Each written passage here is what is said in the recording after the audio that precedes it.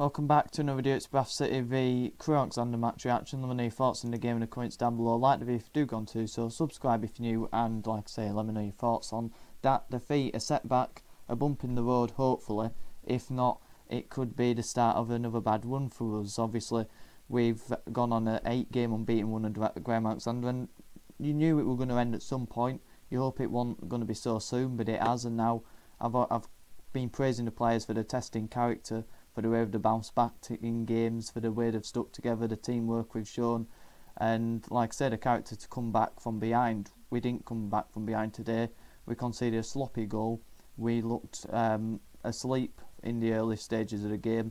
We never really woke up. Didn't create barely any chances. The only great chance we had was at the last seconds of the game with a brilliant save by Booth, the Crewe goalkeeper. Brilliant save to his right, but he just tipped around the post. And apart from that, there was Tyler Smith, who had a brilliant chance where he was stretched for the ball when he probably should have just stood still and arched his back instead of stretching his whole body and ended up on the floor. But that were a brilliant chance, but they were the only two chances, and if they're the only chances you're going to create in a game with a lot of the ball, and then you've only got yourself to blame. And that were a performance where we just looked bereft of any idea apart from hoofing it up towards Oliver, who came on, and Cook during the game, and we had no control over the game. The only bits of control that I could take was not allowing Crewe to play out from the back and not allowing them to build any momentum, because they were poor. They were really poor. The only chance they had was a penalty, which was, like I say, sleepy defending from us. We switched off, and the keeper, I love Lewis for last season, but I'd have to see it again, because I've only seen it once or twice. I've seen it on the highlight, and I'd have to look again. But I'm sure that's his mistake. He should be coming for that. I'm sure he's got cement on his shoes, because he don't come off his line. He don't claim crosses. When he does come off his line, it takes him ages. There were a ball that they played in behind our defence. Platt held off their striker, and if Lewis didn't come in the time that he did, you know, if he took another couple of seconds, it would have been a penalty that Platt gave away, because there's only so long you could hold on to someone to allow your keeper to come and claim the ball.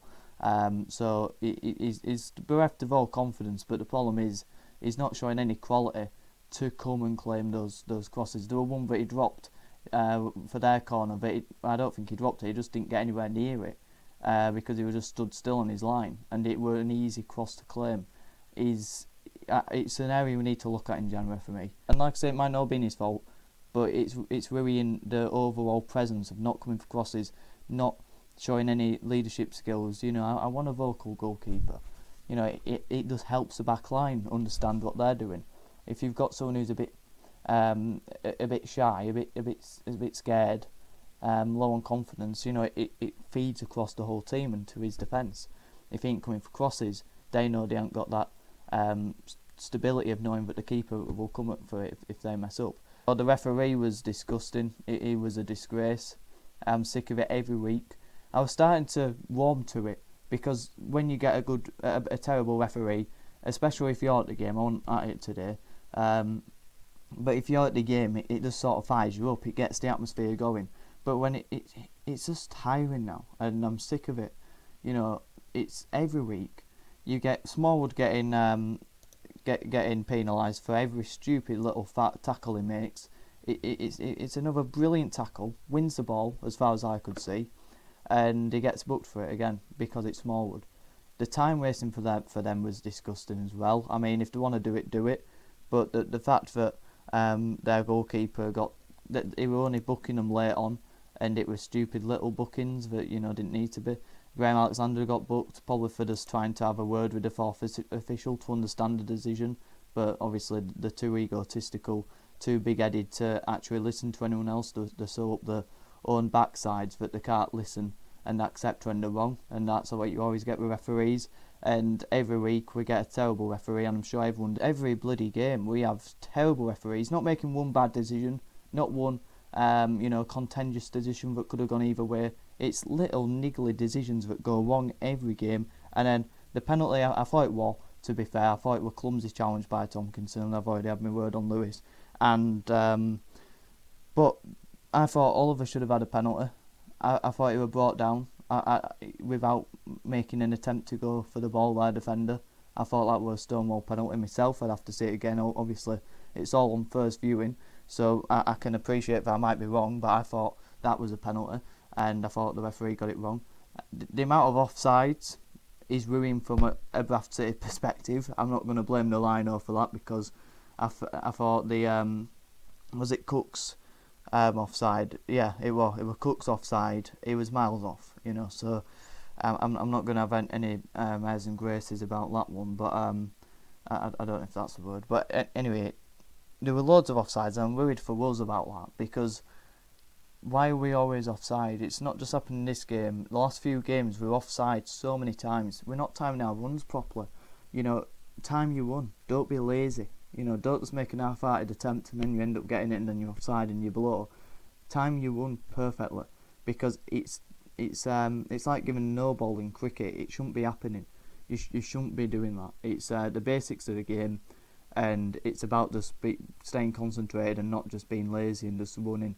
And then obviously it comes from maybe your defender, the line of passing behind her fence, but when it's with us, you've got one touch Smallwood and the three defend. I mean, apart from Tompkinson, but obviously Platt and Smallwood just take one touch and do it, so that's quite easy to read and to time, really. But really poor with that, and a lot of the free kicks as well were offside. But anyway, I've had me say on the offsides, but the referee, I don't know how you can blow your whistle when the team is on the attack in the penalty box. I mean, that's just disgusting. That's just a disgrace. I mean, how poor can you be at your job? If you're at work or you're at school and you say you can go whilst there's a big deal going through, or you're at school and you've got to finish your exam paper, and they say, well, you've still got one question left and there's still a bit of time that we can go over for, but you know what, forget about that, and we'll just mark you down for it. You won't get any more marks than you've got, but just leave it, you can go home now. And it's like, where is the logic in that? We've got the ball in the penalty box, we could square it for a goal, 1-1, everyone's happy, and that prick decides to blow his whistle. I mean, I'm sick of the referees. They're just an absolute joke, and it'll happen all the way across League 2, and even Crewe's commentators. I mean, one of them, I thought they were drunk. Obviously you won't have listened to him if you were at the game, so that was a blessing in disguise for you. Let's get on with the player ratings. I think I've tried to cover everything there. We didn't create any chances for the strikers. When they did have the chances, they weren't clinical enough, and that's the story of our season at the minute. Not clinical enough to get the chance when we take it, and we're not putting in enough quality into the area to get the chance to be clinical. So that never really bodes well, does it? And then defensively we switched off for the goal, and a few question marks around that as well, and we lacked a bit of control. Although we had more possession, a lot of that was just because the ball kept coming back to us more than them, and we just pressed onto them more and didn't let them play out, whereas we had a higher line and pressed them better than they pressed us, so the ball kept coming back to us. And obviously with them being 1-0 up, they can be allowed to drop a few yards throughout the course of the game. That's a massive opportunity missed. Don't let that just go over your head. That's a big opportunity gone for us to try and break into the playoffs and put some real pressure on the teams around us, because the pressure's been off us since Notts County. 4-0 down, lowest of lows, and we go on a winning run. Then it turns into an unbeaten run, getting a point against Stockport. No pressure on us in that game. That game, because of the point against Morecambe and Stockport, was a must-win to put pressure on, and we didn't. And that's what happened last season. We went on decent little spells of a few games unbeaten, came to must-win where you need to really kick on with it. We didn't do it. Let's see the test of the character now against Crawley next game, and see if they can bounce back and see if they can put in a performance worthy of a team in that top 7, because it's bloody tough to get in there this season. There's teams behind us. Tranmere, Walsall, they're on a roll at the minute. I don't think they'll last long, but who knows? There's teams up there who are pulling away now. We've really got to get our act together and get back on that horse, because I'm not acting like it's all doom and gloom now, because it's far from that. We've come a long way under Alexandre from Notts County, but we can't afford to have another performance like that, and we must bounce back. Let's get into the player wins. Let me know yours in the community tab. 5 being the best, 3 being the average, 1 being the worst. I don't think we'll get many of the 4s like we have been recently with Harry Lewis. He's going to get a 2. I do think he was at fault for the goal. Not the fact that he didn't save the penalty, that's pot luck really, but I do think he should have been coming for that. His overall presence is worrying, and like I say, whether we're getting a backup or someone to replace Lewis, it's definitely an area we need to look at and improve, otherwise we could get left behind there. Tompkinson, for me, gets a 2 early on in the games. He looked a bit shaky, obviously give away the penalty, and looked a bit suspect positionally wise, and he made 2 really good recoveries in the first 10 minutes or so, but give away the penalty and then give a lot of the ball away, but also there was a couple of moments that the caught us out down his side as well, but he grew into the game and he did look a bit better. Matty Platt for me gets a 4, and man of match. It's very tough to pick a man of match from today. It was either him or Gilead, but I've just edged it with Platt because I don't think anyone got past him in a one-on-one, but it was fantastic in that area. I do need to see that goal again, because I am putting it on Tompkinson, but maybe his pace allowed him to make up for Platt's mistake switching off. I'm not sure. It could have been Platt, and then he's dived in because he's got the pace to get back. I would be guessing, but for me, Platt were fantastic, and like I say, no really got past him. I really like Matty Platt, and he was first to everything throughout the game. Really strong performance from him. Kelly, a bit less. He gets a 2. Got too tight at times, and he got spun a few times. Chris Long at one stage just flicks it over his head and we're off. And you know, you've got to get tight. You've got to get tight in this system. You've got to get at them, because then you can get them penned in. But the problem when you're doing that is if you get too tight and they spin you, they're away, and they can easily break away in that transition then. So you've got to be wary of that, and they did that, and obviously the goal probably came from that as well, pushing a bit too out the pitch. But it happened with Kelly a number of times, but I really rate Kelly and I like him a lot, and he did put in a few good tackles as well. So it could even its way out, but for me, we lost. He gets marked down for that. But yeah, I did think he got sold short a few times, and gets marked down for that. So maybe a bit harsh, but let me know yours in the community tab or in the comments down below if you want to as well. Rydal, now it's a tricky one with Rydal, because obviously Richards is injured, so at the minute he's just a backup, and as a backup I don't mind him. I don't rate him, but as a backup I think he's a steady enough player to come in for a few games. He won't cost you a lot then, but I'd probably give him a 2. I don't think he was great today. I don't think he was massively exposed. I don't think he wasn't the reason why we lost. But his delivery wasn't great. A few over-hit crosses, and defensively he can get caught out because he doesn't have that pace. Red Holiday gets a 3. I think because of the high standards I have of him, he's got a bit marked down. It was his worst game in a while, but don't get me wrong, he wasn't bad. He was just sort of an average, and you can be as a right back, right wing back. A few of his crosses were overhit, a few of them were underhit, a few of them were really good. Defensively, I thought he was quite solid for the most part, so going forward I thought he just weren't at his best today, and I wanted a bit more quality into the box, and that's something that we didn't have. So I'd mark him down for that, but defensively he was solid enough anyway. But like I say, I think it's because of the standards I have for Holiday, but he's getting marked down as an average 3. Richie Smallwood, now it's a really tough one with Smallwood, because I thought defensively in that defensive midfielder role, brilliant. First to every ball, combative, tenacious, getting into every tackle, didn't let many players get past him. Obviously he will in that area of the pitch, but for me, defensively does his job so well, and he has throughout his career at City. He's been really good at that, but on the ball he's got to get marked down for that, because for me he's got to find a balance of overhitting it and calming the tempo down, and he's becoming a bit of a one-touch Lidl. He's just taking one touch and having it up towards Cook, and just take your time, take a couple of touches, find a better pass, because there are a couple of situations with Smallwood where he just took that one touch and it went straight back to Crewe, and it might not have been in the air, it could have been a flat ball looking for Smith or Cook, but he's just hit it too quickly that the concentration on the passing there and the weight of the passing there, and it's gone straight back to them, and you're lacking a bit of control and a bit of Um, setting the tempo is something he's brilliant at doing. And I know that a lot of City fans hate him for that, taking the sting out of the game, slowing the game down. But I'm not telling him to take 10 touches, not telling him to pass it back to a keeper on the halfway line. Just telling him at certain points in the game, slow it down a bit. If you haven't got anyone on you, take a few more touches.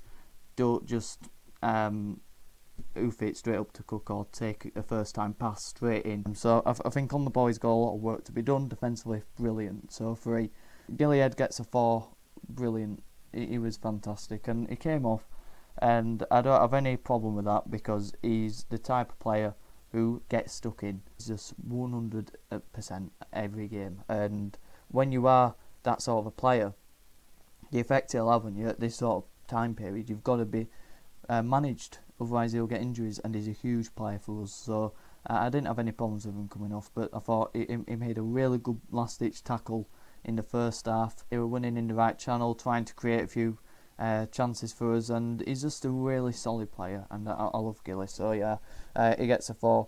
But Odra gets a 2. I thought he did a good.